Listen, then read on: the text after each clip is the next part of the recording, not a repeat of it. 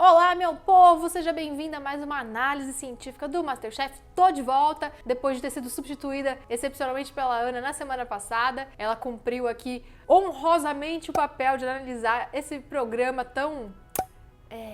com muitas emoções, não é mesmo? Mas tô aqui de volta, consegui entregar tudo que eu tinha pra entregar. Arrumei um tempinho aqui essa semana pra conseguir voltar e conversar com vocês.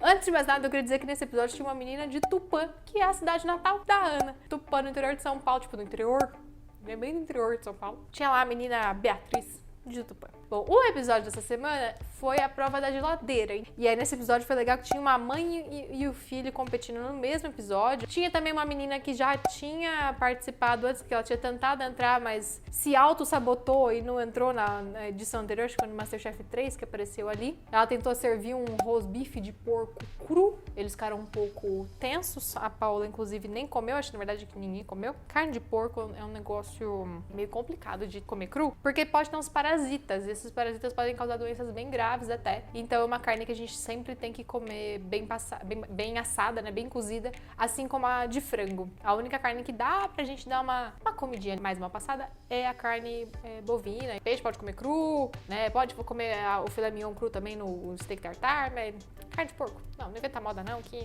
não é bom. Ela voltou pra tentar de novo o MasterChef e aí a prova da semana era a prova da geladeira. E aí tinha inclusive essa geladeira maravilhosa que eu fiquei com inveja real oficial. Tô precisando de uma geladeira nova, porém não tenho dinheiro suficiente. Se eu fosse paga pela indústria farmacêutica, como as pessoas afirmam que eu sou, talvez desse pra comprar essa geladeira, mas com o salário que eu ganho não dá não. Aí qual era a ideia? A ideia é que a gente passa todos os dias da nossa vida em casa, não é mesmo? Abrir a geladeira, ver o que tem e fazer algo comestível pro almoço. Só que aquela geladeira ali tava fácil, né? Não era geladeira de fim de mês. Que você tem, sei lá, uma abobrinha, 3 ovos e suco de laranja na geladeira e tem que se virar com isso. Então era uma geladeira que tava bem completa e aí eles deram, inclusive, vários ingredientes já prontos na bancada deles que eles podiam escolher o que tinha que fazer. Então, eu achei isso um pouco contra as regras do uso da geladeira nesse sentido, porque você podia escolher, né? Normalmente, a comida de geladeira é uma comida que você não pode escolher, é o que tem. Tá ali disponível, vai estragar, ou então sobrou, você quer aproveitar para não jogar fora. Achei um pouco complicado nesse momento, não refletiu muito a realidade do brasileiro. Até porque uma geladeira dessa não reflete a realidade do brasileiro, não é mesmo? Quem é que tem uma geladeira o tempo inteiro assim em casa hoje em dia? Mas tudo bem. Aí tinha esse menino aí que é modelo, e aí ele tava meio perdido um pouco, só que aí ele falou assim, a Adriana já é uma concorrente porque ela já tem uma idade avançada. Aí eu olhei bem pros olhos dele através da tela e falei assim, amado, ela tem 50 anos. Em que planeta isso é uma idade avançada? Quando você fala idade avançada, eu já imagino uma vozinha de 92 anos de Bengala, sabe? Tipo, 50 anos, Aí, tadinha, eu fiquei com dó da Marinês, que tava toda perdida, não sabia o que fazer. Aí o menino, gente, ele era muito fofo, ele foi lá conversar com a Paola, e ele falou pra Paola, não, porque eu vou fazer uma salada com manga. Aí a Paola falou, não, faz isso não. Ele fez o quê? Teimou, fez lá a salada com manga, não deu bom. E aí ele saiu logo de casa. Mas eu tirei um print dele cozinhando ali com a Paola, porque ela chegava assim, você tá cortando a carne no sentido contrário. E aí, a Ana tava assistindo o programa também, a Ana fez uma lista deste tamanho de coisas que ela queria que eu respondesse aqui. Eu selecionei as que eu achei mais curiosas e mais práticas pra vocês usarem no dia a dia. E aí uma delas é a questão do corte da carne. Eu procurei várias informações pra encontrar a coisa mais científica possível pra trazer aqui, claro. E aí o que eu encontrei foi o seguinte. Eu selecionei essa imagem aqui, dá pra você ver direitinho o que é a fibra da carne. Vocês estão vendo que tem vários risquinhos aí mostrando uma direção, né? Todos os risquinhos estão indo na mesma direção. Essas são as fibras musculares, são o que forma o músculo do animal. E essas fibras, elas são, né, sem nenhuma surpresa, elas são duras, porque elas sustentam o corpo do animal. É uma fibra dura, rígida, resistente, porque precisa sustentar o peso do corpo inteiro. Então, se você for triturar isso com dente, você consegue, mas você vai ficar lá, tipo aquele chicletão demorando um tempão pra conseguir mastigar na sua boca, e não é legal. Se você tem algum problema de ATM, que é a articulação aqui da sua mandíbula, como eu tenho, é a pior coisa que pode acontecer na sua vida. Isso, inclusive, essa foi uma das razões de eu diminuir muito o meu consumo de carne, porque eu não conseguia nem mastigar o trem. Mas aí, qual que é o segredo? Primeiro, você identifica em que sentido estão as fibras, né? Então, nessa imagem aí, a gente consegue ver que elas estão todas descendo juntinhas ali. Você identificou qual o sentido que elas estão? Se elas estão vindo aqui, você vai cortar com a faca aqui, na perpendicular, atravessado, no sentido de atravessado do que elas estão vindo. Imagina uma rua cruzando uma avenida ali, a carne tá vindo aqui, a rua tá cortando aqui, é aqui que você corta. Por quê? Porque é o seguinte, quando você faz isso, a faca vai fazer o trabalho mais difícil, que é o quê? Partir a fibra. A fibra, ela é super compridinha e ela é difícil de ser quebrada, lembra? Ela é resistente para sustentar o corpo do bicho inteiro. Então a faca faz esse trabalho que é o mais difícil, de diminuir o tamanho das fibras. E aí depois, quando a gente vai mastigar, o dente vai fazer o trabalho mais fácil, que é só o quê? Separar as fibras umas das outras. Então a mastigação fica muito mais fácil, você fica com a sensação de que a carne é muito mais macia. Então, na verdade, não é uma questão realmente, tipo, de maciez da carne em si, e sim de como você percebe na mastigação. Ah, e uma coisa também é que esse corte, quando você faz isso, você expõe o lado todo das fibras e você facilita até a entrada do sal e dos temperos da carne que você vai colocar. E aí aqui tem uma outra foto, um pedaço de carne já cozida mostrando do lado esquerdo aí da tela, vocês estão vendo que a carne foi cortada no mesmo sentido da fibra, então tá tudo alinhadinho. E enquanto a outra, do lado direito, ela tá cortada no sentido contrário, então você percebe que você tá vendo a fibra de frente assim e não de lado. Então a fibra tá vindo no sentido aqui da carne, e quando você corta, você vai enxergar ela assim, você vai enxergar a seção de frente. Espero que tenha dado pra entender. A menina da cidade da Ana foi fazer uma bisteca em tirinhas com chutney de manga. Lembrando que o chutney é tipo um molhinho que a gente faz de fruta. E ela ia servir numa tapioca crocante. E aí ela cometeu um erro que eu já comentei aqui, que é o de perder a crocância da coisa crocante colocando uma coisa molhada em cima. A coisa só fica crocante quando não tem água. Botou água, vai amolecer o trem, vai ficar um negócio... Não, faz isso não. E aí, tadinha, a ideia do prato dela era maravilhosa, só que ela executou mal por ter colocado a tapioca embaixo. Se ela tivesse feito com a tapioca certinha por cima, ou do lado, separado do molho pra eles montarem, teria dado mais certo. Então lembra que crocância significa falta de água. Você quer crocante? Não deixa misturar com o negócio que tem água no seu prato. Ah, tem várias pessoas que erraram o ponto de cozimento de várias coisas. Então, tipo, uns deixaram a mandioca muito dura, o outro deixou a abóbora cozida demais, a outra abobrinha cozida demais. Cozinhar esses vegetais exige um tempo certo, né? Então, tipo, quanto mais duro o vegetal, mais tempo ele vai ter que ficar cozinhando. Mas também tem um ponto ótimo, né? A partir disso, ele cozinha demais. Aí, meu Deus do céu. Esse menino, além da abóbora ter passado do ponto, então o purê já ia virar um negócio quase gosmento, ele me bota queijo prato e bate no processador. E aí virou o quê? Virou um creme de abóbora com queijo prato. E aí, a abóbora não é um troço que combina bem com queijo, né? Para pensar. Abóbora e queijo. Não consigo fazer sentido na minha cabeça isso não. E aí a Paola ficou pistola. A Paola tava muito pistola nesse episódio, com esse cara, inclusive. Ela ficou putaça da vida. E o Fogaça também falou, mano, por que você botou queijo prato? Queijo prato você faz misto quente. E é isso, gente. Queijo prato você faz um lanchinho, não é pra botar no purê de abóbora, não faz isso. E aí ele bateu o purê no processador. No caso da abóbora, ela não tem amido. Eu já vou explicar essa história do amido. Não vai virar uma gosma. Mas ficou líquida demais. Fica aquele purê que fica parecendo papinha de criança, né? Tipo, não fica uns pedacinhos gostosos.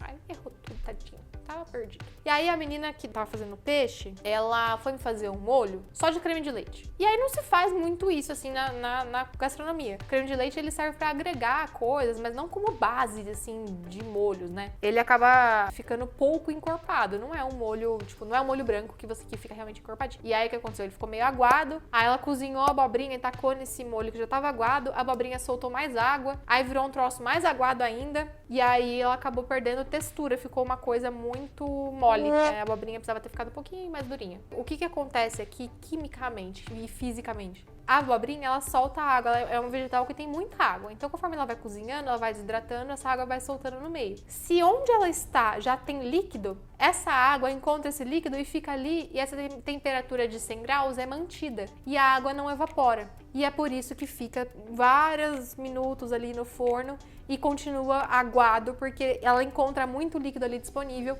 e não consegue evaporar. Ao contrário, se você coloca sem líquido, essa água, a hora que sair da abobrinha, vai encontrar uma superfície bem quente, que tá mais de 100 graus, e já vai evaporar, e ela vai ficar sequinha e um pouco mais crocante. Aí a mãe tava meio perdida lá fazendo as coisas, ela foi fazendo as coisas meio aleatórias, porque ela realmente, tadinha, ela ficou tão nervosa que ela não conseguiu se concentrar. Ela queria fazer uma cebola meio caramelizada, só que aí ela tampou Bom, e aí qual que é o problema? Lembra que eu já falei que para poder caramelizar, fazer a reação de Maillard ali, eu preciso que esteja a mais de 100 graus, ou seja, eu preciso que esteja acima da temperatura de evaporação da água. E aí se eu deixo abafado, a água vai ficar evaporando e voltando ali, e essa água não vai sair, vai demorar cada vez mais para caramelizar. Então, se você quiser uma cebola bem caramelizada, você tem que fazer com a tampa da panela aberta para conseguir evaporar toda a água e aí atingir a temperatura de reação química para fazer aquela cor e sabor que a gente quer. Então tentem sempre lembrar dessa questão da temperatura em que as reações e os fenômenos físicos acontecem para que vocês tenham o prato melhor possível sempre.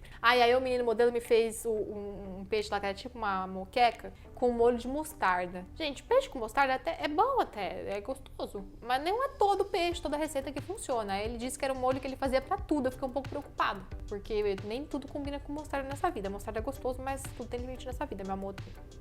Tanto que a Paola devolveu o molho dele pra bancada, ela se recusou a comer. Aí o menino que fez contrafilé com cebola cremosa e cenoura, hoje é que eu falei assim, tem um pouquinho de amargo, mas é um amargo legal. Provavelmente já era a reação de Maillard acontecendo demais, entrando na formação de produtos que dão o gosto queimado. Então já tava passando do ponto. E a menina lá que já tinha tentado no MasterChef ganha com cação e molho de espinafre. E aí, a próxima prova foi batata. E aí, gente, eu vou contar pra vocês que eu passei mais de 4 horas só estudando sobre batatas.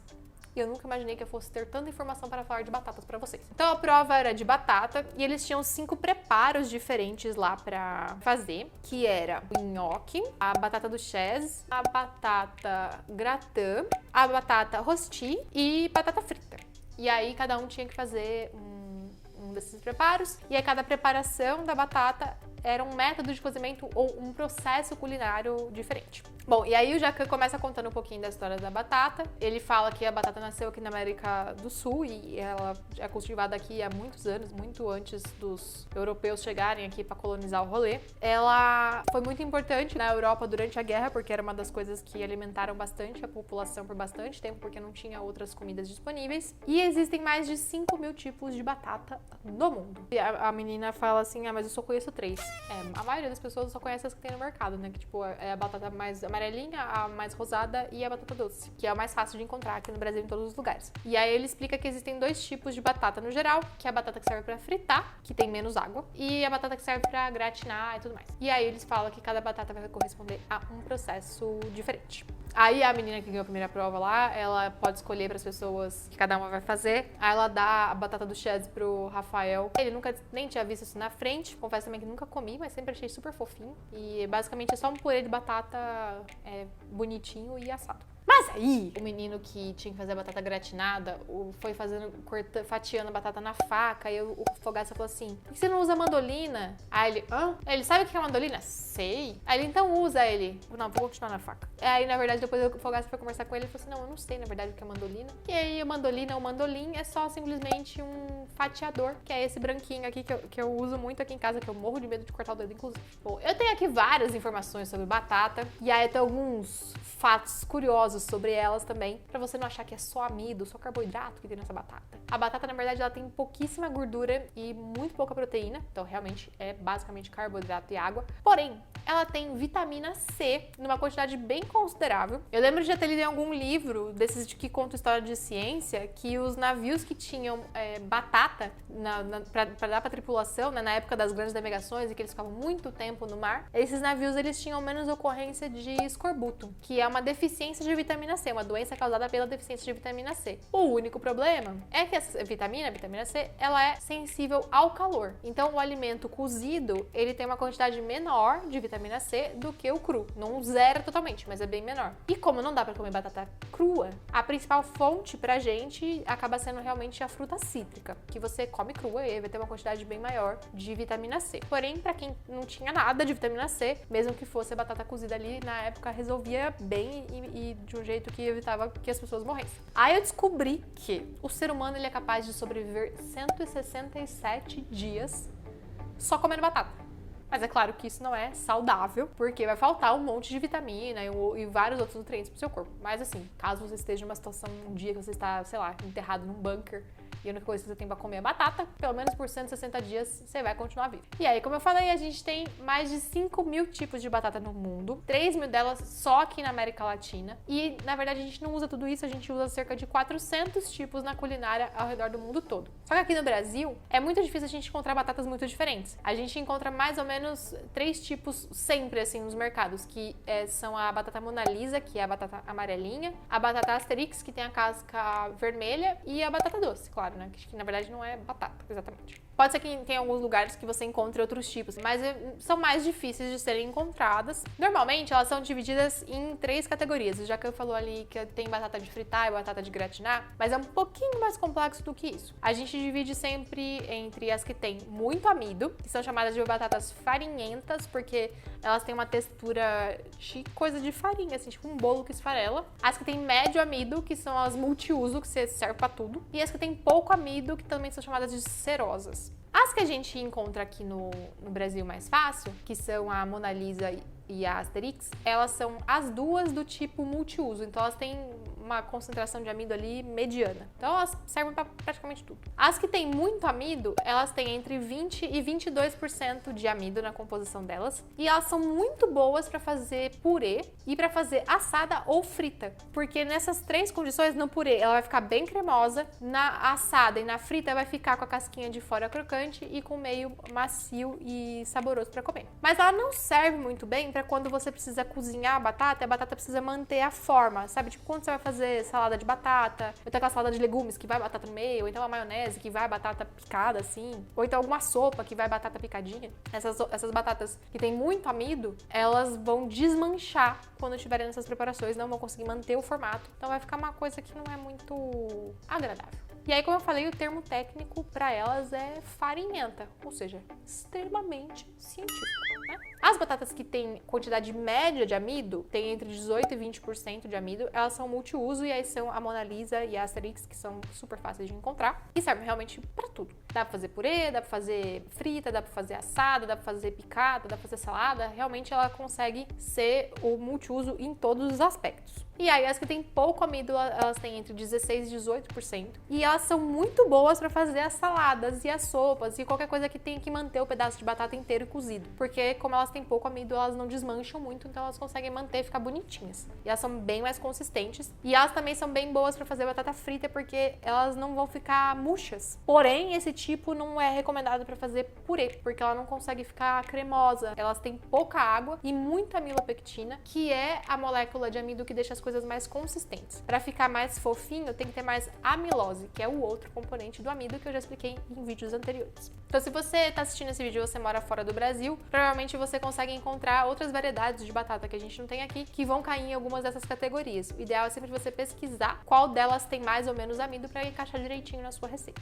Ah, e aí eu descobri um negócio que eu não sabia. Vocês já viram batata com aquela mancha verde, tipo essa que tá aí na foto? E aí descobri que essa mancha verde é clorofila. Fiz uma pausa dramática pra ver se eu ia conseguir pronunciar corretamente essa palavra. Que é a mesma que tem lá na folha das plantinhas, né? Tipo, a folha aqui é verdinha porque tem clorofila. Essa batata verde aí também formou clorofila. Só que assim, beleza, clorofila tem nas plantas, normal, até aí tudo bem. Só que na batata não era pra ter clorofila. A batata, ela é um tubérculo, que é um tipo de caule especializado em armazenamento de nutrientes para a planta que fica embaixo da terra. Seria tipo um estoque de comida para quando as condições do ambiente não estiverem muito favoráveis. No vídeo anterior, que a Ana fez a análise, ela explicou a diferença certinha entre tubérculo e raiz. E qual a diferença de raiz e tubérculo, gente?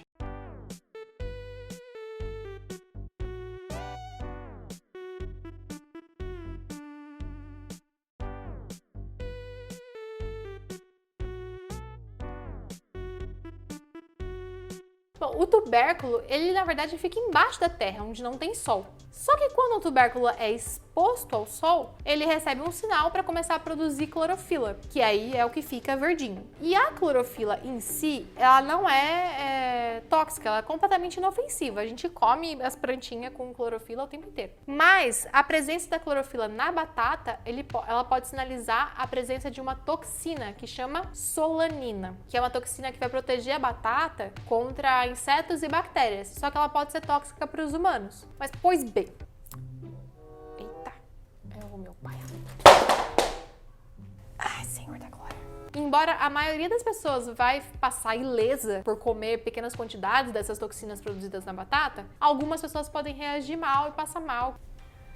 Tá estranho esse quadro, não era assim que tava. Agora já era. Vocês viram que o celular caiu, gente, perdão. E aí, se você descascar a batata que tá com esse verde ali na casca, você vai reduzir consideravelmente os níveis dessa toxina. Mas cozinhar não vai tirar o resto, então pode ser que você não tenha muito controle. E aí, se a batata ficou verde, é melhor não comer não. E aí, pra evitar isso, é melhor você guardar as batatas no escuro, que aí elas não vão formar nem toxina, nem clorofila e tá tudo certo. Tem 2 dicas para cozinhar batata. Se você for cozinhar na água, começa com a água fria, pica a batata, coloca na água e aí coloca para ferver. Não deixa a água fervendo para depois tacar a batata lá dentro, porque cozinhar na água fria vai garantir que a temperatura do pedaço inteiro de batata seja uniforme e ela cozinhe por igual. Se você tacar a batata para cozinhar na água quente, ela vai começar a cozinhar muito rápido por fora e vai demorar para atingir a temperatura lá dentro. Com esse processo, até que ela fique cozida por dentro, a parte de fora pode começar a desmanchar, esfarelar, você vai ter uma batata que vai passar do ponto. Então comece sempre cozinhando com água fria. E se você for assar a batata inteira, com casca e tudo, precisa pelo menos fazer uns furinhos na casca para o vapor ter por onde sair. Senão você corre o risco de ter a batata explodindo no seu forno, o que eu garanto que vocês não vão querer ter, porque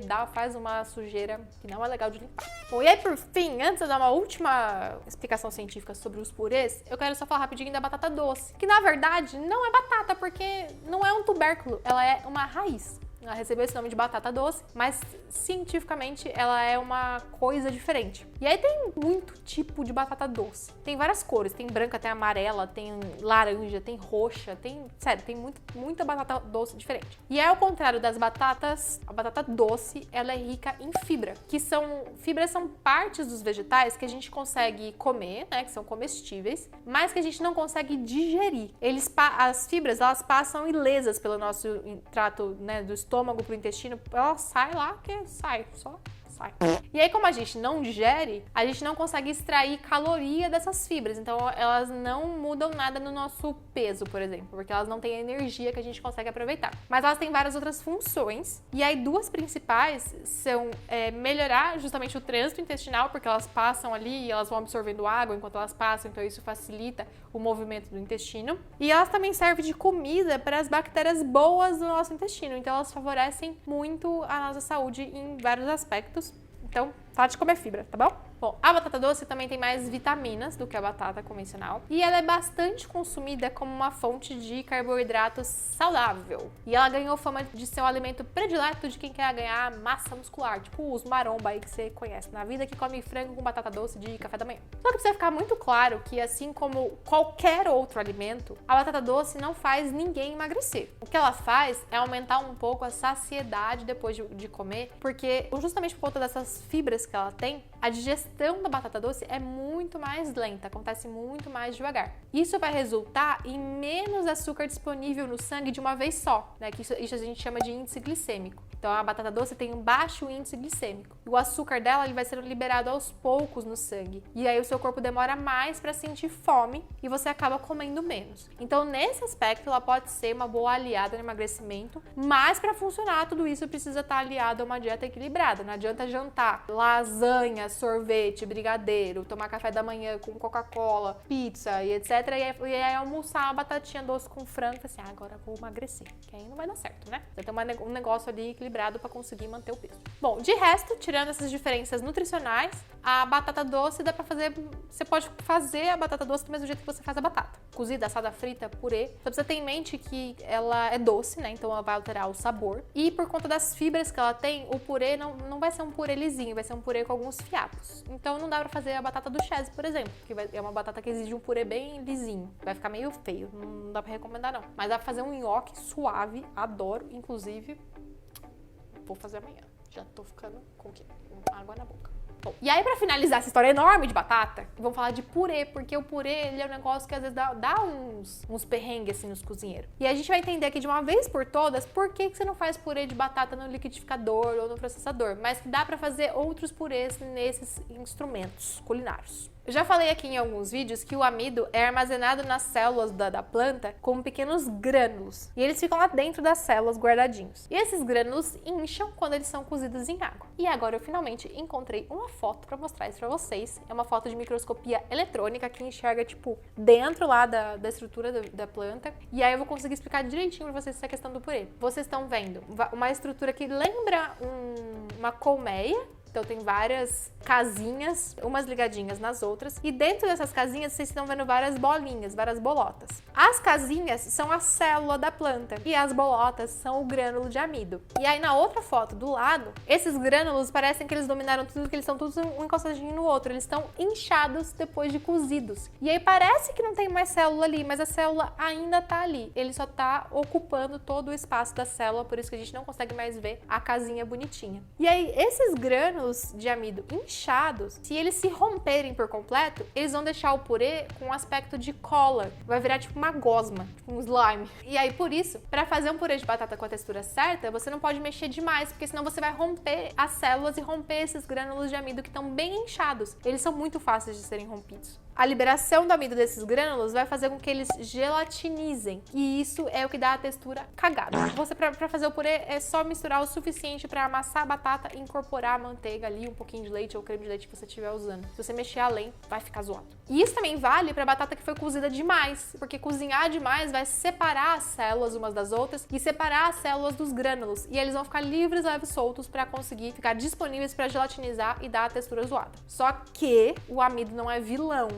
Um pouco dele precisa ser liberado para dar a textura cremosa do purê. Senão não adianta nada você fazer purê, porque não vai dar liga. E aí a gente tem o grupo, né, o time das pessoas que gosta de purê bem cremoso, e a gente tem o time das pessoas que gosta de purê mais rústico, mais fofinho, assim, né? E aí, pra acertar essa consistência que você gosta, a técnica é simplesmente controlar a liberação de amido. Então, sabendo agora a ciência envolvida por trás, você consegue fazer o purê da textura que você quiser. E aí tem uma dica bem legal, que é a questão da casca. Se você quer fazer um purê cremoso, se você gosta mais do purê cremoso, você precisa cozinhar a batata sem a casca, porque isso vai liberar o amido mais fácil para dar a textura cremosa. Vai liberar a quantidade certa para você dar a cremosidade, mas aí depois você não pode mexer demais, senão vai ficar a textura passada. E aí, se você gosta do purê mais rústico, mais fofinho, você pode cozinhar a batata com a casca. Isso vai segurar um pouco mais o amido ali, o amido não vai sair na água, não vai para a parte externa da batata, e aí você vai ter um purê um pouquinho menos cremoso, né? Aquele purê que fica mais fofinho assim.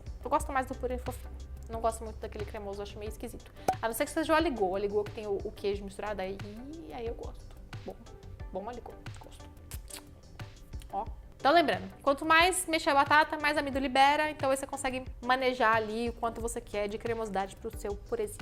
Por fim, se você quiser tirar um pouco mais de amido da batata, você pode deixar de molho depois de cortada. A menina da Batata Chips fez isso, ela deixou ali a batatinha de molho depois de fatiar. Só que você tem que tomar muito cuidado, porque se você fizer por muito tempo, deixar de molho por muito tempo, a batata, além de perder amido, ela vai começar a perder algumas enzimas que são essenciais para deixar ela macia durante o cozimento. E aí você pode cozinhar o quanto você quiser, meu amor, que essa batata nunca mais vai ficar macia na vida dela, vai continuar um troço duro que não desfaz. Não recomendo. Então, o mesmo vale se você cortar a batata muito pequenininha para cozinhar. Pode ser que ela fique dura e não consiga ficar fofinha e macia para você fazer a sua receita tão querida, tão amada. Era realmente muita coisa para falar de batata, muitas dicas culinárias para vocês cozinharem as suas batatas adequadamente em casa. Eu queria só encerrar falando sobre essa camiseta que eu estou usando. Eu vou... Dá licença, Ana, só um minutinho. Vou até me posicionar aqui para mostrar a camiseta completamente. Não trate como evidência científica, quem te trata como evidência anedótica. Então, basicamente, se a pessoa não te trata como você deveria, foge. Com certeza tem outra pessoa melhor te esperando na esquina. E essa camiseta aqui faz parte da nossa coleção na Doppel Store. Caso você não conheça a Doppel Store, eu queria te contar que é uma loja incrível, tocada pelo Igor e uma equipe maravilhosa de funcionários, que tem por fundamento incentivar e apoiar a divulgação de ciência e apoiar projetos sociais. Inclusive, na hora da compra, você consegue selecionar para qual projeto social você quer que o dinheiro seja destinado. Então, toda compra tem o seu valor revertido para ajudar divulgadores científicos e apoiar projetos sociais que são maravilhosos. Além disso, a Doppel tá sempre cheia de promoção para você valorizar o seu rico dinheirinho. E a promoção atual é a Leve 4 Pague 3, em que você consegue comprar 4 camisetas pelo preço de 3. E aí é só adicionar as camisetas no carrinho que o desconto vai ser aplicado no momento do pagamento. E você encontra por lá as camisetas do Nunca Vi o Cientista. Já temos 3 estampas disponíveis e mais estampas em produção. E se em caso você esteja se perguntando, ou você venha perguntar aqui nos comentários, vai ter camiseta da Reação de Maillard, sim. A estampa já tá pronta, em breve entra em produção. Talvez até o final deste mês de outubro ela já esteja disponível pra gente conseguir trazer a química pra cozinha de forma definitiva, na forma de quê? De camiseta. E aí hoje eu fiz uma promessa que se eu me inscrever no Masterchef e for aceita no programa, eu vou lá no dia do episódio com a camiseta da Reação de Maillard, orgulhosamente apresentando pra todo mundo o que é uma reação química saborosa. O link da Doppel Store vai estar aqui na descrição do vídeo pra você aproveitar. E é isso. Se ficar com alguma dúvida, deixa aqui no comentário, deixa o like, se inscreve, seja membro, segue a gente. É isso. Meu Deus do céu, tô com fome. Um beijo. Tchau. Você é vergonha da profissão.